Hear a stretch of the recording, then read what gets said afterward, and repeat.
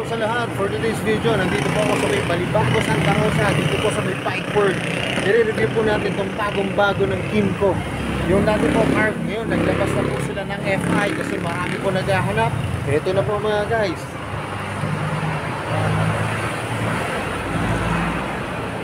Ito po i-review natin. Ito na po yung Kymco na FI. ABS na po ito mga guys. Pero pag hindi pa kayo nakasubscribe sa akin, please hit the notification bell para updated kayo sa aking mga video. Tara mga guys, simulan natin itong review. So yung mga guys, simulan na natin itong review. Ito na po yung inaabangan ng marami. Kasi sabi nila, bakit ang like yung Kymco, carb lang po ang nilalabas. Ngayon, bagong-bago po, naglabas ako ang Kymco ng fuel injected na FI po. Yan, simulan po natin sa gulong mga guys. So, ang gulong po nito ay 110/70. Kaya mga guys, ang ganda po ng design, no? Classic look talaga lagi ang nilalabas nito. Basta Kymco, kasi nung kahit ako po, unang kita ko sa Kymco, talagang unang-una iisip, vintage po siya. Ang ganda po ng design talaga. Parang pang Europe nga po yung mga design nito eh. Tapos kita nyo naman yung kanyang front shock. Yan, glossy po na may reflector po para kita tayo sa gabi. Tapos tubeless na po ito mga guys. Tapos ano po siya, dalawang kulay po siya. Black po yung inner. Tapos yung lining sa labas ay parang silver po mga guys. Tapos ito po mga guys yung kanyang disc brake. Yan. Bilog po. Yung classic look pa rin niya. Bilog po siya. Tapos yung kanyang brake caliper po ay matte lock po mga guys. Tapos kita nyo naman oh. Mukha pa lang, saka itsura pa lang, saka kulay pa lang, ha, kakautingin na talaga, saka pansin na mga guys. Pero ito po yung kanyang likod na gulong. Yan. Ang likod na gulong po nito ay 130/70. 12 po ang sukat mga guys. Tapos ang ganda rin po ng kanyang design sa ano, yung spike po. Tapos meron po siyang ano, mudguard oh. Tapos ito po yung kanyang shock. Classic po na stainless po yung kulay niya. Ay, kulay chrome po siya mga guys. Tapos adjustable oh. Pwede nyo siyang pataasan o pababaan. Tapos mga guys, wala po siyang kickstart. Ito po, wala po siyang kickstart. Tapos ang kagandahan po ito, ang crankcase po niya ay kulay gray po mga guys. Ang ganda po, kulay gray. Tapos yung kanyang center stand, glossy po na black. Pati po kanyang side stand, glossy po na black mga guys. Tapos ito po yung kanyang tail light mga guys oh. Ang ganda po ng tail light niya oh, LED. Pati po yung kanyang signal light LED na rin po, napaka-pogi mga guys. Tapos may ilaw po to oh. Ayan oh, may ilaw po sa ilalim para kita-kita po yung ating plaka sa gabi. Tapos kita nyo naman oh, nagre-reflect po tayo mga guys oh. Ayan oh, nagre-reflect po tayo dito kasi stainless, ay chrome po siya. Ayan. Tapos ito po yung kanyang yung fender po sa likod. Ang lalaki po. Tapos may reflectorize po dito para kita tayo sa gabi. Tapos mga guys, sa dalawa pong shock nito, yun oh. Kabila po, dalawa po. Tapos naka-disc brake na siya.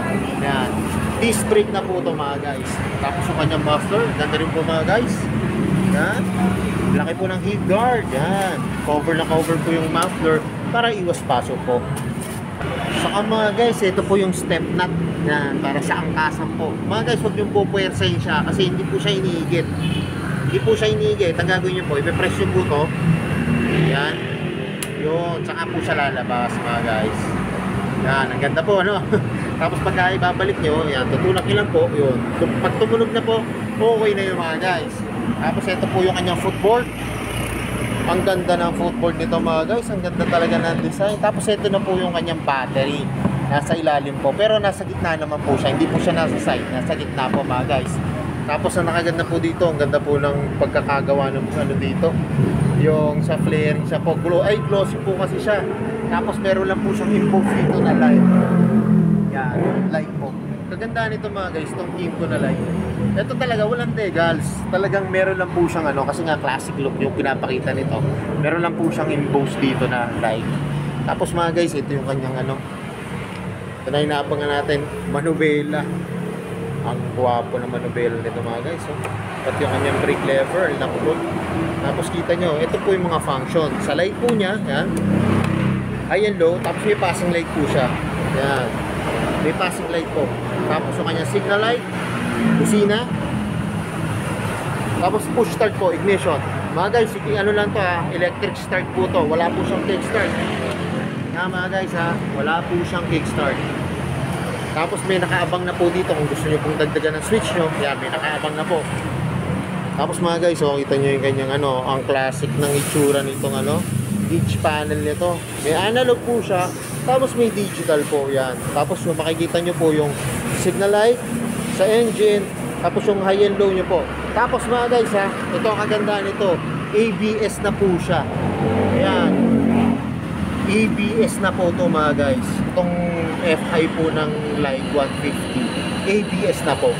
Yan, tapos ito po yung kanyang susian.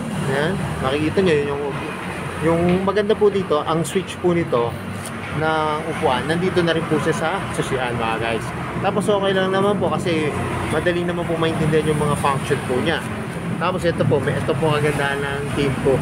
Yan, may ganito po siya, parang siyang compartment yung para po sa mga sasakyan yan. Pag pinush nyo po siya, yan, bababa po. Kuya mga guys, oh, ang ganda po ng lagayan nito. Yan, oh.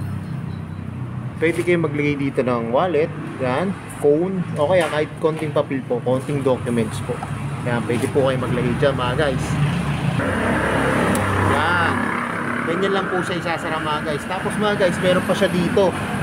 Yan, tingin ko to, ano to eh, baka po ano,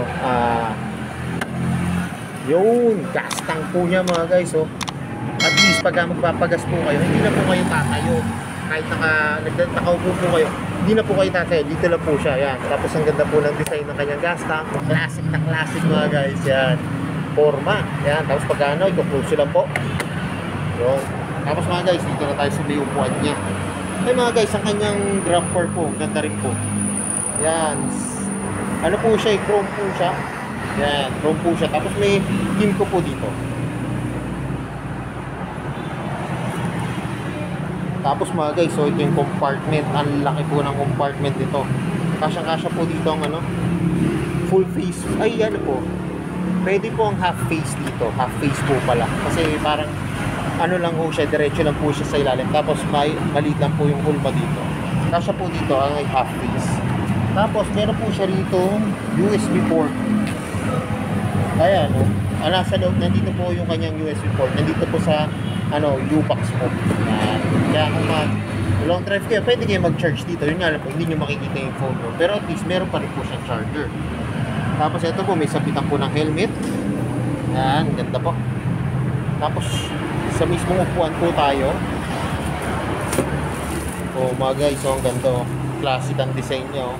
Kulay black po siya. Tapos ang tahi po niya, yung lining niya po, ay kulay puti po. Yan, ganda mga guys, oh. Tapos yung po, naka-customize na po siya para sa driver. Tapos naka-elevate po para sa back ride po. Yan.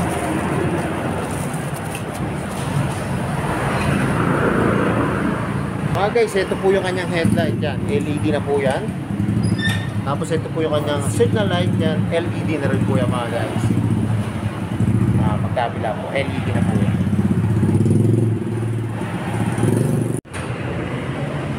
So yung mga guys, ito na yung inaabangan natin. Masasakyan ko na itong Light Kymco na bagong-bagong FI na ABS na po.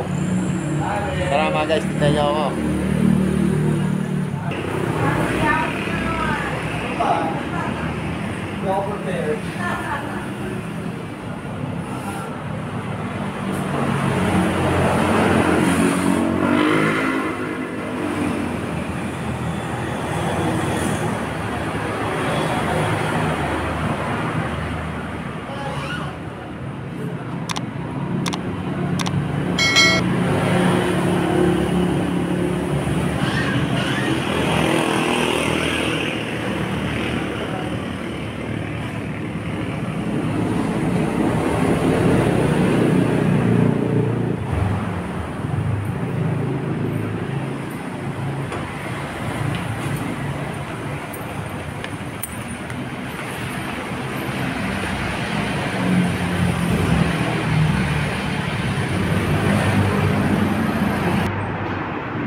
So yung mga guys, nakasakay na ako dito sa Kymco Light i150 na FI po mga guys.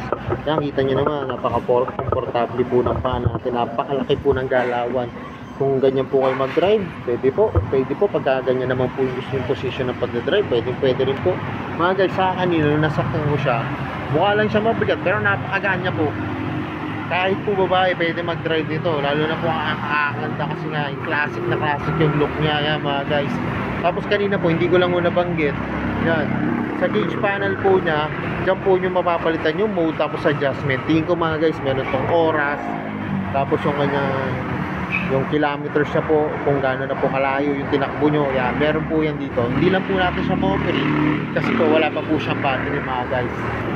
Abot na abot ko mga guys yung sahig kanina. Ang ganda po talaga ng clearance nito.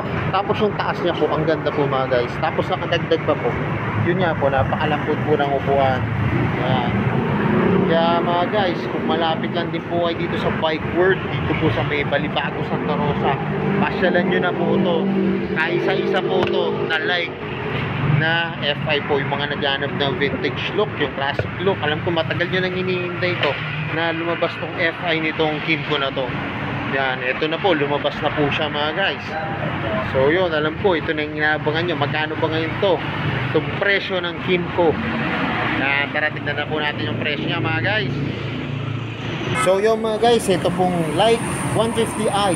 Ito po ang cash price niya po, 135,500. Tapos mga guys, kung kukunin niyo po siya ng installment, ang kanyang po down payment ay 13,400. Tapos pag kukunin niyo po siya ng 1 year or 12 months, 14,258 pesos. Pagka 24 months or 2 years, 8,591 pesos. Pagka po 36 months or 3 years, 6,775 pesos mga guys. Kaya ano pang inihintay nyo, yung mga nag-aabang ng FI nitong Kymco na light niya, pasyalan nyo na po para mas maganda po. Makikita nyo po ng actual yung unit. Mas maganda mga guys, makikita nyo yung actual na unit para lalo nyo siya ma-appreciate.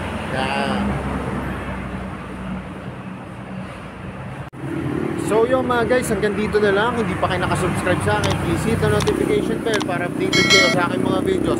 Salamat nga po pala dito sa may Bike World, dito po sa may Balibago, Santa Rosa. At nare-review ko po yung mga motor ko.